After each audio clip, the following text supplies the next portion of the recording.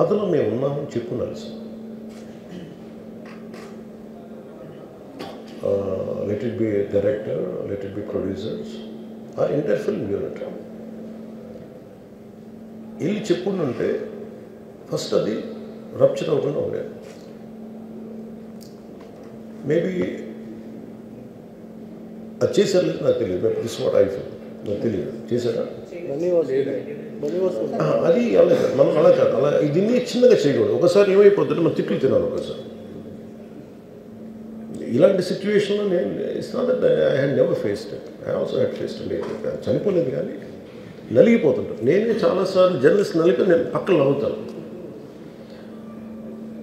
ఒకసారి పోలీసులు నలిగిపోతాను, నన్ను గార్డ్ చేయడానికి వచ్చిన పోలీసు అధికారులు నలిగిపోతాం అంటే నేను పక్కన లాగుతాను ఒకసారి. అంటే అది ఇన్స్టింక్ట్ రియాక్షన్ మనకు ఉన్నాను.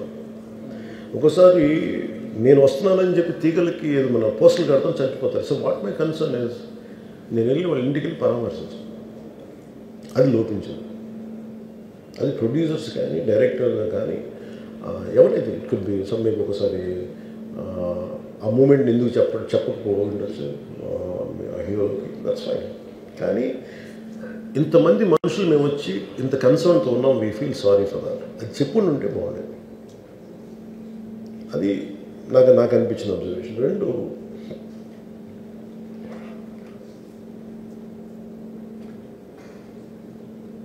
అడిక్వేట్ అరేంజ్మెంట్ చేసుకుని ఉండాల్సింది. ఒకసారి అభివాదం చేయకపోతే ఏమైపోద్ది అంటే, and I'm trying to be as objective as I can be. ఒకసారి అభివాదం చేయకపోతే ఏమైపోద్దంటే మీకు కావాలని అది సెలబ్రేట్ చేసుకున్నట్టు కాదు. ఒకసారి లోపల ఏం జరిగిందో ఇప్పుడు ఈ రూమ్లో జరిగింది మనం అందరికీ తెలుసు, బయట ఉన్న 10,000 మందికి తెలియదు. నేను వెళ్ళకపోతే మళ్ళీ పొగరనుకుంటాను. So even hero has the thought, any hero will have thought process. లేదు అలా చెయ్యి లోపాలి, నమస్కారం పెట్టాలని బేసిక్, అది ఎంజాయ్ చేయటం కాదు. That is one aspect we have to look in to. ఆ తర్వాత at least third day he should have visited. కానీ భయం ఏముంటుంది, ఇబ్బంది ఏముంటుందో చెప్తాను.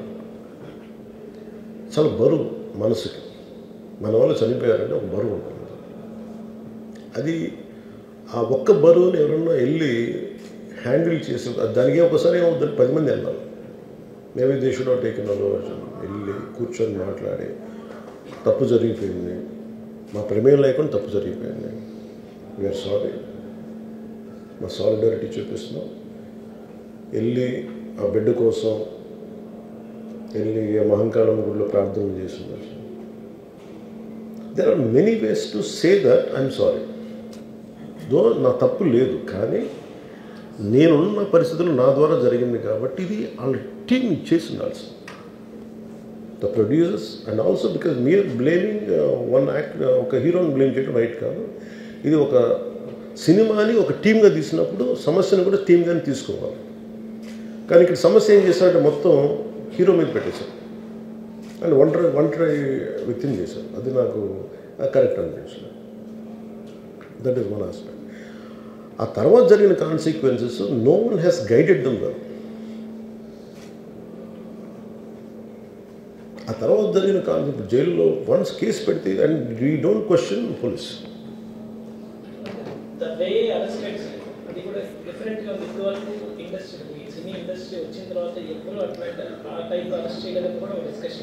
That is Revant Reddy. Even if it is me, who would have done the same thing? Without a doubt. He is Revant Reddy. Adentante, it is not who you are, it is what happened through you. And sometimes you want to send a message. అలాగే ఆయన మీరు అనుకుంటుంది ఏంటంటే చాలాసార్లు అడిగారు ఆయన పేరు చెప్పలేదని వాళ్ళు. I think he's beyond all that. అది చాలా lame reason. a man of that state. ఎందుకంటే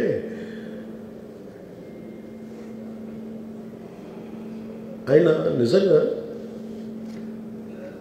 ఆ సినిమాకి ఇచ్చినంత పుష్ ఇంకా తెలంగాణ మేము ఇంకా హైదరాబాద్లో వాళ్ళకి ఇచ్చినంత టికెట్స్ ఈవెన్ అంటే అక్కడ ఎక్కువ పాపులారిటీ ఉంది. అంటే మీరు నన్ను అంటే ఎక్కువ సీకింగ్ ఎక్కువ ఉంది పర్టికులర్ ఫిల్మ్కి. దానికి ఎంకరేజ్ చేశారు కదా, ఎక్కడ ఆయన తగ్గించలేదు కదా. ఇప్పుడు మనం ఎప్పుడు తప్పు అనుకోవాలి ఆయన్ని జగన్ గారు లాగా కూర్చోబెట్టి నలిపేసి చేస్తే ఇవన్నీ చేస్తే కక్షపూర్తం చేస్తుంది. బట్ అలా కాదు. అంటే Telugu he stood by Telugu film industry. ఈ పర్టికులర్ ఫిలింకి ఈ గేవ్ బెనిఫిట్ షోస్, డబ్బులు ఇచ్చారు, దానికి డబ్బులు పెంచారు, the gain lot of momentum out of it.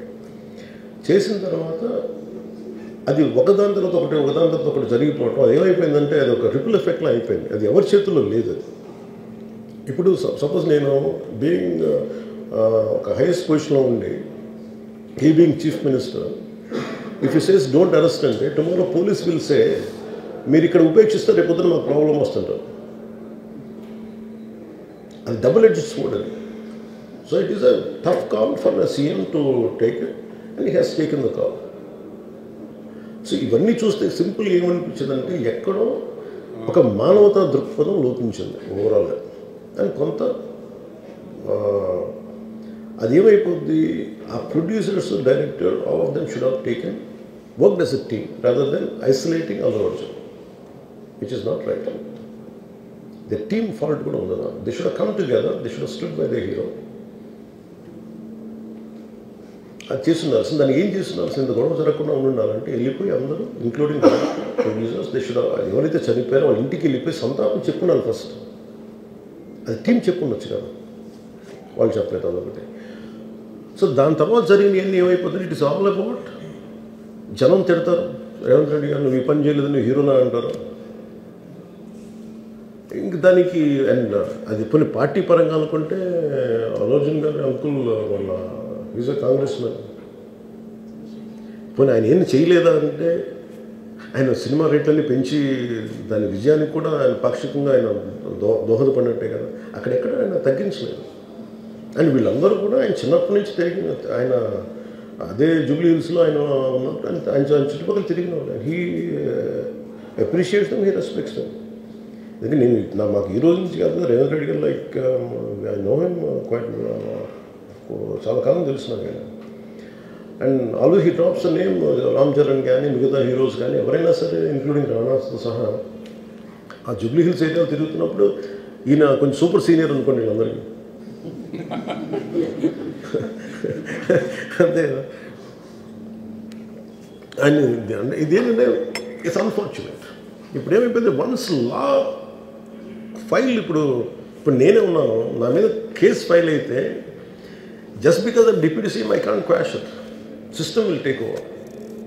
అది నేను కొట్టేయాలనుకున్న అలా జరగదు అంత తేలిగ్గా. అది అందుకే నన్ను ఇవన్నీ కూర్చోబెట్టి కొంచెం సింప్లిఫై అందరూ కూర్చొని కలెక్టివ్గా ఆలోచించాల్సింది చేయటంలో కూడా అది గొడ్డుతో పోయేది ఈరోజు గొడ్డంతో.